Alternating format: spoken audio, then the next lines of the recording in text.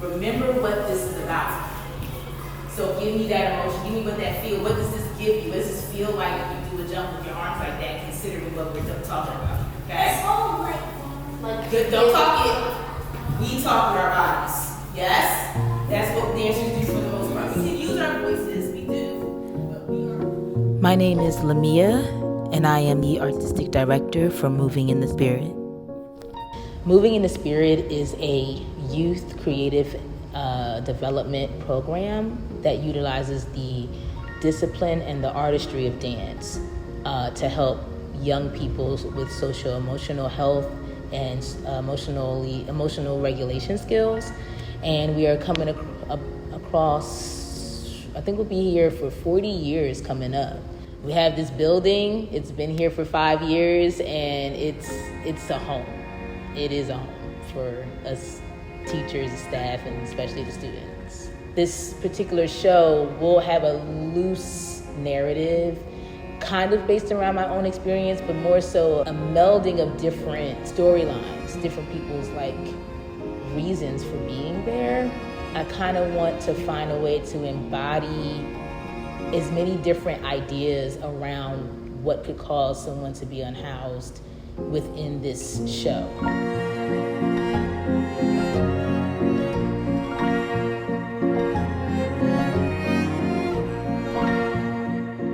When I was living nomadically, I like to call it, but I guess it would be technically homeless.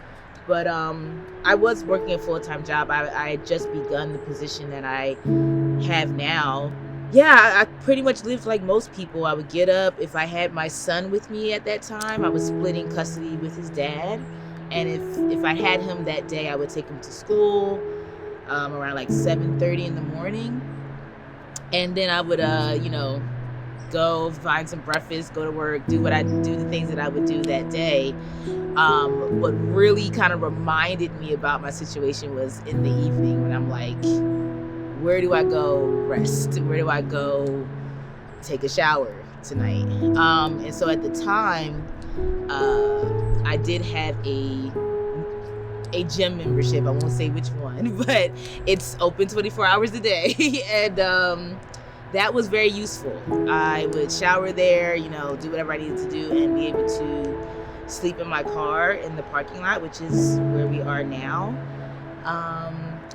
And that would pretty much be my day. I mean, that in the evening time, I would try to keep my phone charged in my car and, that kind of thing. And try to feel as safe as I could, not really knowing what was around me, who was around me. Not sure if police would come around and try to move people or whatever else. So that would be where my evenings would pretty much go. I was shocked to find that that's only the tip of the iceberg, that there's this whole world of homelessness that is out of sight and it's invisible. And really, I wouldn't say it's just invisible. It's been made invisible. People have been pushed out of sight because we as a society, I think, don't want to ask the really hard questions about what makes people homeless, that it's not their own personal choices. Right. It's a societal thing. It's structures and systems. So there's all, tons and tons and tons of people, especially families with kids, who are homeless in these awful hotels, extended stay hotels, who are homeless in shelters, who are homeless in their cars. You go to a Walmart parking lot some nights, a 24-hour Walmart, and you will see minivans running the air conditioner all night, or the heat, depending on the time of the year, and there are kids in there. And in the morning, they're trying to use the bathroom in Walmart to get ready for school. So I was shocked to find that there's this entire world of homelessness that we're not seeing. Hidden in plain sight almost, right? Hidden in plain sight, yeah. And these are people who are serving us coffee in the morning, who are checking out groceries, who in some cases are working at daycares, teaching your kids in school. So these aren't people on the fringes of society.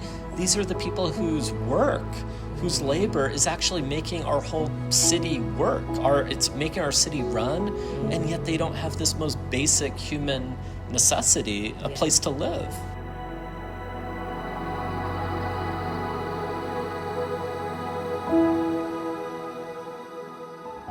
was still working my way into this position, and so I really wasn't making as much money as I'd hoped. I had another job working at a grocery store. I mean, I don't know if anyone knows much about the income, what is it called, the base rate that you get. It's not a lot, 15 an hour. Not a lot when you have a child, when you're a grown adult, when you're paying astronomical amounts of rent. I realized I need to make a very tough decision because I cannot struggle to pay rent, have debt that I need to pay off, or a car note that I need to pay off, things like that. It just didn't make sense for me to get my life back on the right track and be paying like thousands of dollars in rent that I really didn't have. And sometimes we see people who are unhoused and they clearly are dealing with mental health issues or addiction issues, but what we don't realize is that often that mental illness or that addiction is actually the consequence of being homeless, the consequence of having insecurity. It's not the reason for that homelessness, it's a consequence of it. And so if you or me, we're dealing with this kind of insecurity day in and day out, where you are working and it's not enough, you might start to crack a little bit too. And so that was so hard to see, especially with the kids and especially with teenagers. They were dealing with this thing that public health researchers call toxic stress. And that is stress that is so chronic and so debilitating that it can literally rewire your brain and rewire your future. What affected me the most about that experience was seeing so many other people in that situation. I think that's why I struggle sometimes to even categorize my experience as being homeless, because I was seeing people here, the same people every time that I had to be here. And it made me wonder if, because I had other places I could stay for that time. And I thought, do these people have other places they can stay?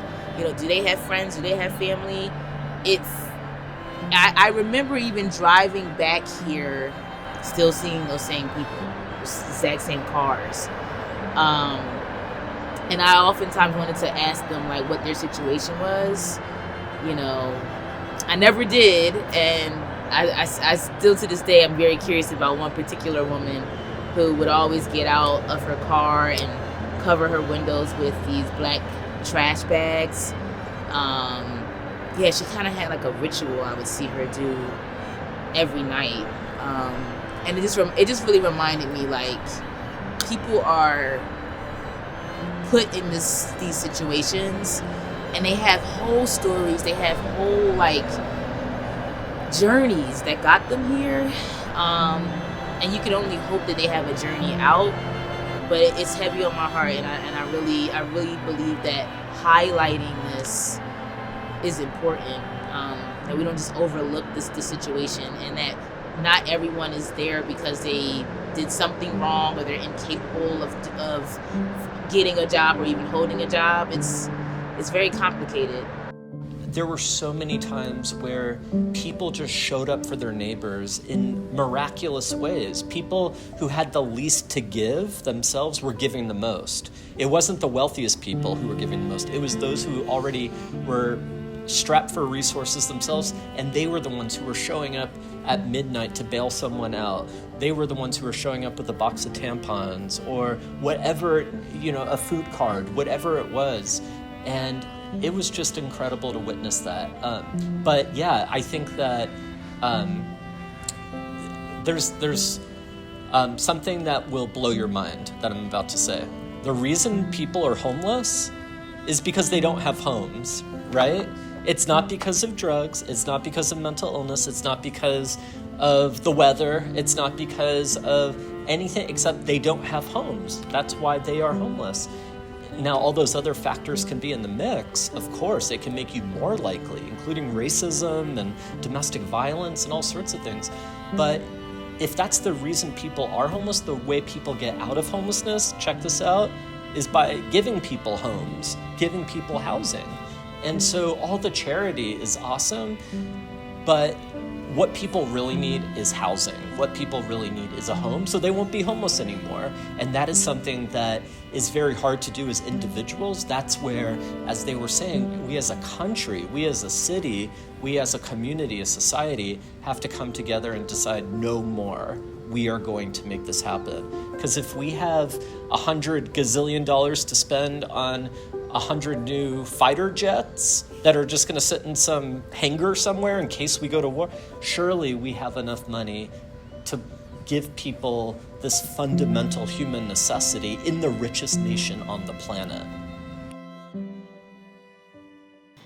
If I had to give advice to anyone going through something like this or having to consider going through this,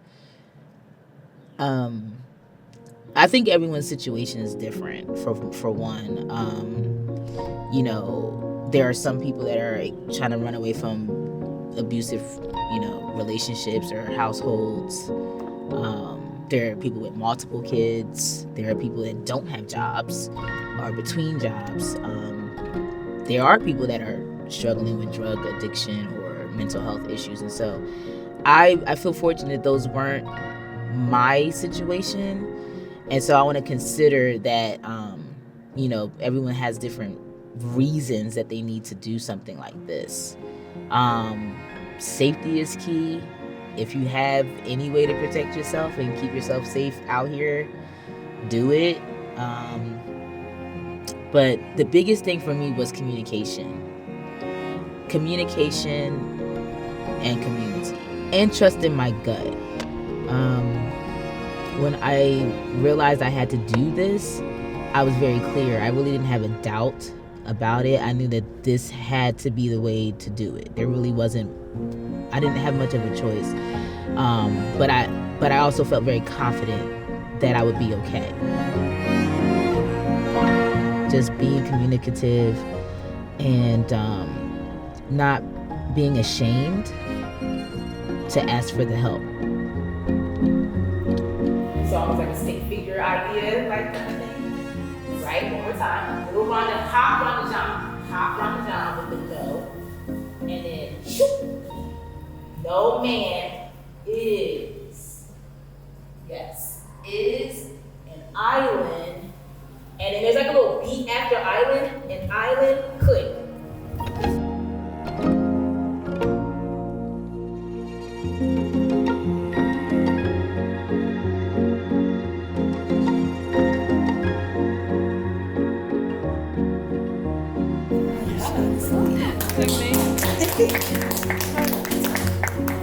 Yeah. That's a wrap.